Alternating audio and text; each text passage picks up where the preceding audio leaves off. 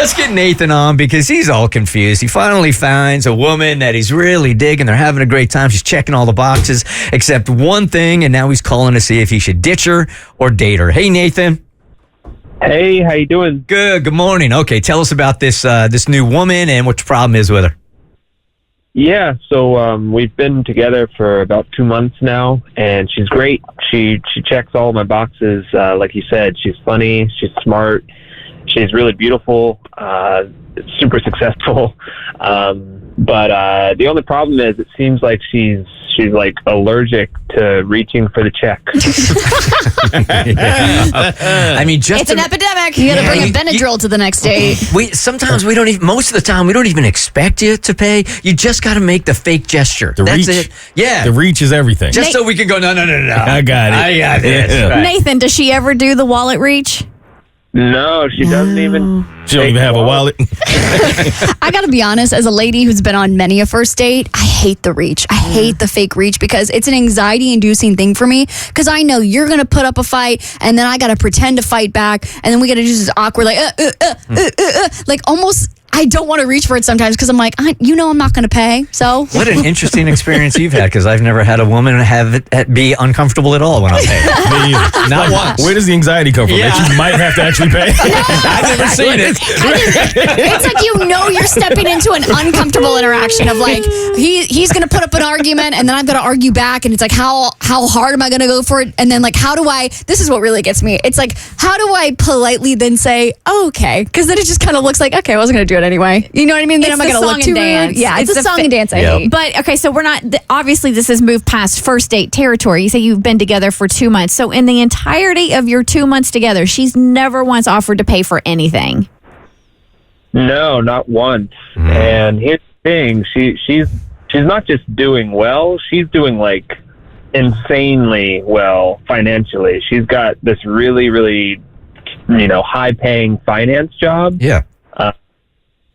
So yeah, she's got a lot of money, and not only that, she also comes from money. Her family is really rich. They have like multiple houses. So she's way better off than I am. Well, you know how rich people stay rich. They don't spend money. Well, I might have a different take on this, man, and I'm just going to come from a different angle. She may come from a lot of money, and she might be self-made also, which is awesome. But she might have some very traditional beliefs when it comes to like dating, and she likes chivalry, and that's still considered with some people a very chivalrous thing to do. Guys pay. So that just might be part of her value system right there. It might not be like initially I was thinking, oh, what a leech, but I don't think so. If I was a guy, I would see this as a total compliment because if I'm dating this girl who is super wealthy or well off by herself, but also comes from money and then thinks that I'm going to be totally okay to just pick up the check every now and then, I want to think like, oh, she thinks I've got this. Like she thinks I've got money myself. No? I'd rather her think I don't have any money. Yeah, right. Treat me like the Salvation Army. Yeah, Nathan, this whole situation would change for me if you told me that she didn't have a job or that she couldn't hold her own weight. For me, being capable and making the offer, for me and my values, that's important. But if she's making all that cash and she can pay, it seems to me like it's a values play. Like she just likes the old school way. I know my last relationship, this was probably our biggest issue. And it was because she had 2 really high paying jobs. She did really well for herself and I was doing well for myself, but she expected the same thing. And in the beginning of the relationship, I seen that chivalry. At some point, I realized that she made as much money as me, but I always had to spend all of my money on us. And then she got to save her money just for her. And then at the end, how was I going to save? There's resentment. Exactly. So it was an imbalance that did not do well for me. And I learned that lesson very early. And she's showing you the way this is going to be if you stay in this relationship. Because at a certain point, it's no longer courtship and chivalry. It's a partnership. Right. Like it's a relationship and a partnership.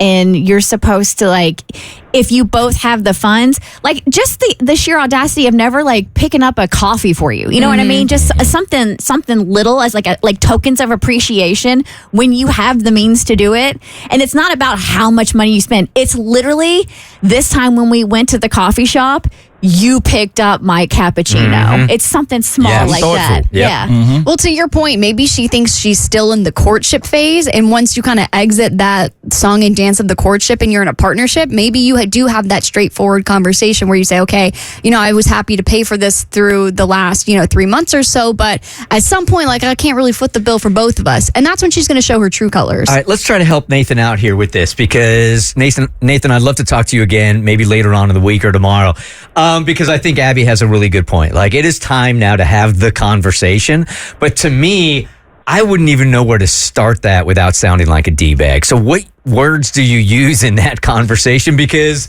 you're going to listen and you're going to go, oh, just be mature about it and have a mature conversation. But the truth of the matter is it's going to be a little uncomfortable at first. Well, I think if you still want to see this girl and you want an actual relationship and this is just like the one thing that's in the way, I would start out with the words that every girl wants to hear. It's, will you be my girlfriend? And then once she accepts, then you kind of give those terms and conditions of like, okay, well, here's what a relationship looks like to me. Here's what a partnership looks like to me.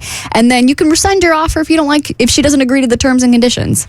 My approach would be a little more direct. I've been here a few times, so I have some experience there. And I would be honest. I would just simply say, listen, me having to pay for 100% of everything that we do is putting a strain on me, which in turn is putting a strain on the relationship. I could use a little bit of help. That's it. Yeah. Yeah. Okay. What do I lose? What? Nothing. What? Nothing. Okay. Shan, good morning. You're on the Bert Show. Hi. Good morning. Yeah, I just think it's a conversation also. Women have been told time and time again that if they make the same amount or more than a guy, it can be really pressing on the guy and really uncomfortable. And since it's so obvious that her family and she make a lot of money, have a lot of money, it might just be an issue of that she just doesn't want him to feel, emasculated or whatever. So, Shan, what are the words that he uses to open up this conversation? Hey, you don't have to worry about my masculinity. Pick up a check every now and then. There it is. It's done. It's done. It's done. Just like if that's the case, there's some mad miscommunication going on. Be like, listen, babe, you don't have to worry about my masculinity. I am good. I am fine. Just pick up the check every now and then. Hey, Nathan, can we hold you accountable for having a conversation with her? Because sometimes as a guy, we put it off and we put it off and we put it off unless you have like an accountability partner. Can we hit you up on Friday? You have to agree with us right now. You will have this conversation with her sometime over the next 24 hours or so. We'll hit you on Friday. You tell us how it went, okay? Sure. Yeah, I can do my best. All right, Godspeed. And when she breaks up with you, we'll find you another woman. At least you won't be broke. At least you won't be broke. That's right. The Bert Show.